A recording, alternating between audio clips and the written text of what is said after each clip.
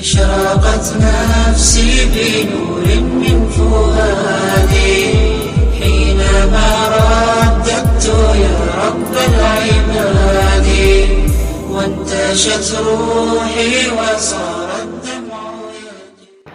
الحمد لله وكفى وسلام على عباده الذين اصطفى أما بعد فأعوذ بالله من الشيطان الرجيم بسم الله الرحمن الرحيم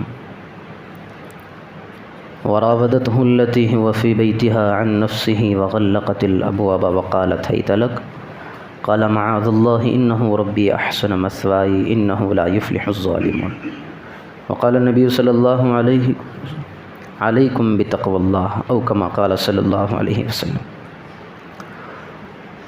محترم دوستوں بھائیوں، گزشتہ کل سورہ یوسف میں حضرت یوسف علیہ السلام کے تعلق سے کچھ باتیں آئی تھی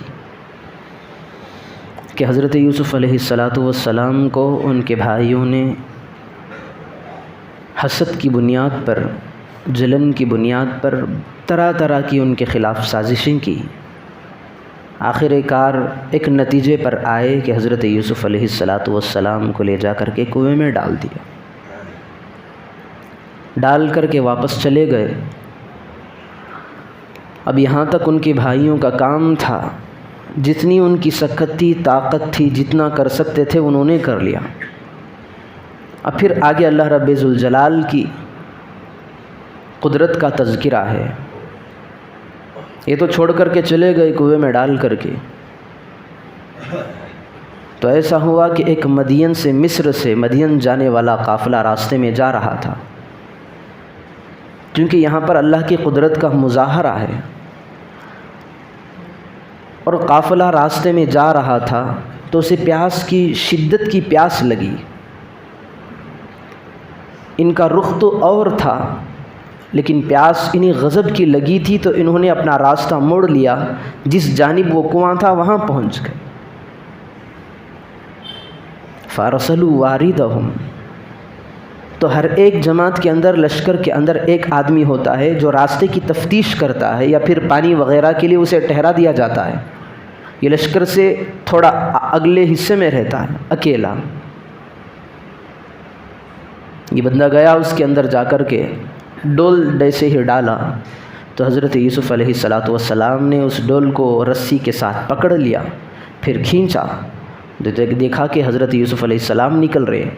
نکالنے والے کو خود پتہ نہیں کہ یہ یوسف ہے، تو اس نے چلانا شروع کیا، بشرا ھذا غلام، ہائے خوشخبری، ایک انتہائی حسین خوبصورت نوجوان بچہ نکل رہا ہے۔ یہ بشرا کے دو معنی لکھے گئے ہیں، ایک تو اس نے پکارا ہے خوشخبری، اس میں ایک حسین بچہ نکل کر کے آیا ہے، اور ایک دوسری تفسیروں میں ملتا ہے کہ بشرا ایک اس کے دوست کا نام تھا، اس نے اپنے دوست کو پکارا ہے، جلدی سے آؤ میری مدد کرو، مجھے ایک انتہائی حسین بچہ مل گیا۔ وَأَسَرُّوهُ بِضَاعَةٍ، اور جیسے ہی اس نے نکالا حضرت یوسف علیہ السلام کو، کسی کو خبر ہونے نہ دی، اس واقعے کو چھپا دیا۔ اس زمانے کے اندر ہوتا یہ تھا کہ جب کوئی بچہ مل جاتا تو اس کو فوراً فروخت کر دیا کرتے، پیسے کچھ مل جاتے ہیں، تو ان لوگوں نے بھی وہی کیا۔ وَشَرَوْهُ بِثَمَنٍ بَخْسٍ دَرَاهِمَ مَعْدُودَةٍ، حضرت یوسف علیہ السلام کو نکالا، بازار میں لے گئے، بولی شروع کر دی حضرت یوسف علیہ السلام کی۔ یہ واقعہ بہت تفصیلی ہے، لیکن میں بہت تیزی سے آگے لے جا رہا ہوں۔ ہمیں اصل قرآن کریم کے جتنے بھی واقعات ہیں، صرف محدود نہیں رہنا ہے کہ یہ بس یہ واقعہ ہے، دیکھنا ہے کہ واقعہ یہ ہے، اس سے سبق نکل کیا رہا ہے۔ تو پھر بولی لگا دی تو اللہ رب ذوالجلال نے کہا ہے وَقَالَ الَّذِي اشْتَرَاهُ مِن مِّصْرَ لِامْرَأَتِهِ، عزیز مصر جو مصر کا بادشاہ تھا جس کا نام قطمیر ہے، اس نے اس بچے کو خرید لیا، خرید کر کے اپنے گھر لے گیا۔ اپنی بیوی جن کے دو نام بتائے جاتے ہیں، مشہور تو نام زلیخا ہے، ان کے پاس لے جا کر کے بچے کو رکھ دیا۔ اکرمی مسوا عسیٰ ان ینفعنا او نتخذہ ولدا، اس بچے کی اچھی طرح نگہداشت کرنا، دیکھ بھالی اچھی طرح کرنا، اسے تکلیف نہ پہنچے، اس کے رہن سہن کا انتظام اچھی طرح کرنا، سونے وغیرہ کا انتظام بھی اچھی جگہ ہو۔ اب یہ تو چھوٹے تھے، وہ تو مالک تھا، یہ ان کی بیوی تھی، اب اچھی طرح انتظام کر کے ایک جگہ پہ انہیں رکھنے لگی۔ دھیرے دھیرے ایسا ہوا کہ جو زلیخا ہے وہ حضرت یوسف علیہ السلام کی محبت کے اندر دیوانی ہونا شروع ہو گئی۔ حدیث میں ملتا ہے کہ اللہ رب ذوالجلال نے حضرت یوسف علیہ السلام کو جو حسن دیا تھا، خوبصورتی جو اللہ نے عطا کی تھی، ایک حصے خوبصورتی کے اندر اللہ رب ذوالجلال نے آدھی خوبصورتی کائنات کو تقسیم کی تھی اور آدھی خوبصورتی حضرت یوسف علیہ السلام کے حصے میں آئی تھی۔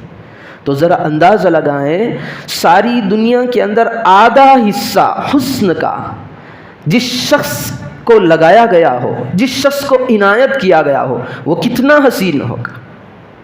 وہ تو بڑی عمر کی ہیں لیکن یہ بچے ہیں، لیکن پھر بھی دیکھیں محبت ایسی چیز ہے کسی کو نہیں چھوڑتی، وہ ان پر فریفتہ ہو گئی۔ یہ دھیرے دھیرے حضرت یوسف علیہ السلام بڑھتے گئے، یہ ادھر بڑھ رہے، زلیخا کے دل کے اندر ان کی محبت تیزی سے بڑھ رہی ہے،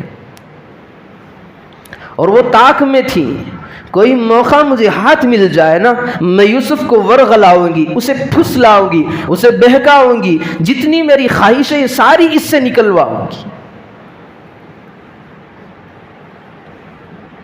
اب چیز ایسی تھی، جب انسان کسی کے پیچھے پڑ جاتا ہے، عزم کر لیتا ہے، تو لکھا ہے کہ انسان کا جو عزم، چاہے وہ گناہ کے ارادے سے ہو یا نیک کام کے ارادے سے ہو، پہاڑ سے زیادہ مضبوط ہو جاتا ہے۔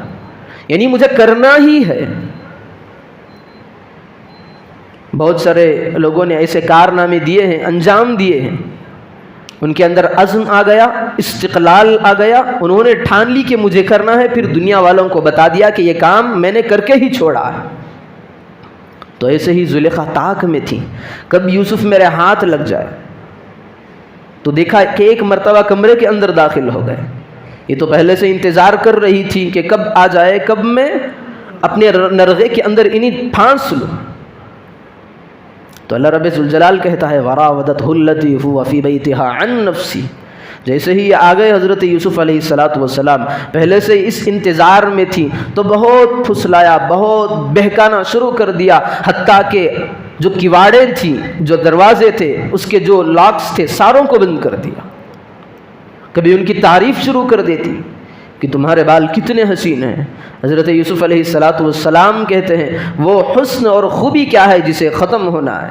کبھی آنکھوں کی تعریف کرتی تو کہتے کہ سب سے پہلے میرے جسم پر جب میں فنا ہو جاؤں گا یہی وہ آنکھ ہے جو پانی ہو کر کے بہہ کر کے نکل جائے گی۔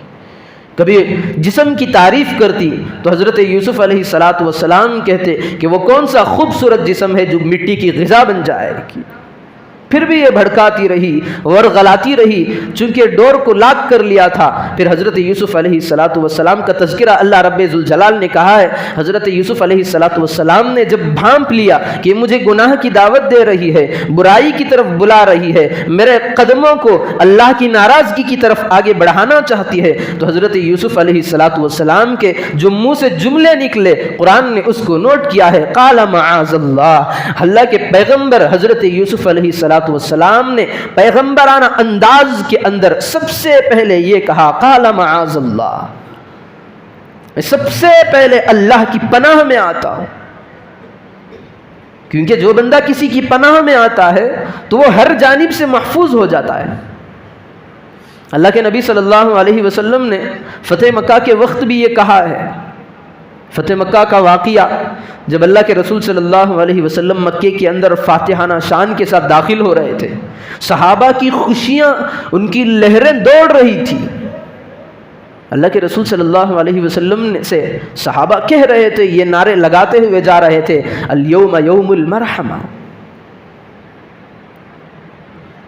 آج بدلے کا دن ہے۔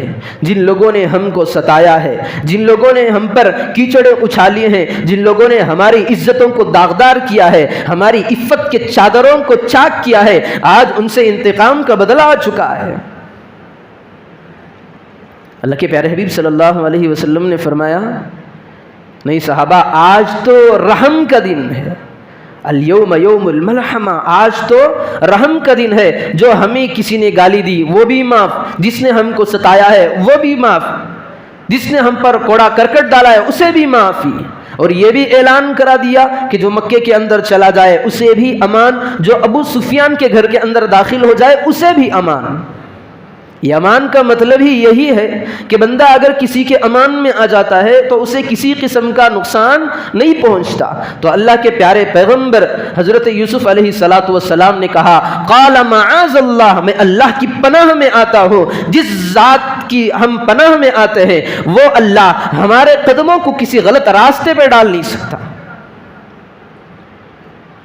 سب سے پہلا یہ جملہ نکلا ان کی زبان سے، انہ ربی احسن مثوائی انہ لا یفلح الظالمون۔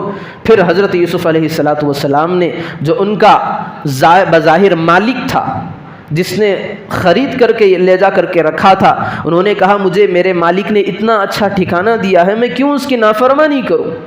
انہ لا یفلح الظالمون، اگر ایسا کریں تو احسان فراموش کہلائیں گے۔ اتنا اچھا ٹھکانہ دینے کے باوجود اگر اس کے گھر والوں کے ساتھ غلطی کر بیٹھے تو یہ تو پہلی تو اللہ کی ناراضگی، پھر میرے مالک کے ساتھ احسان فراموش ہو جاؤں گا۔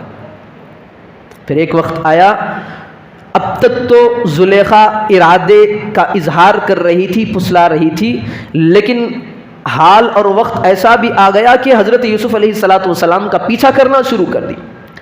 اب حضرت یوسف علیہ السلام بھاگ رہے ہیں، یہ پیچھے سے بھگا رہی ہے۔ واستبق الباب وقدت قمیصہ من دبر، بھاگتے بھاگتے حضرت یوسف علیہ السلام آگے نکل رہے ہیں، یہ پیچھے بھاگ رہی ہے۔ آخر میں ایسا ہوا کہ اس نے جا کر کے حضرت یوسف علیہ السلام کے پیچھے کی جانب سے کرتے کو پکڑ لیا۔ قدت قمیصہ من دبر، حضرت یوسف علیہ السلام کا کرتا پیچھے سے پھٹ گیا۔ اب یہاں پر رک کر کے آگے نکلنا ہے۔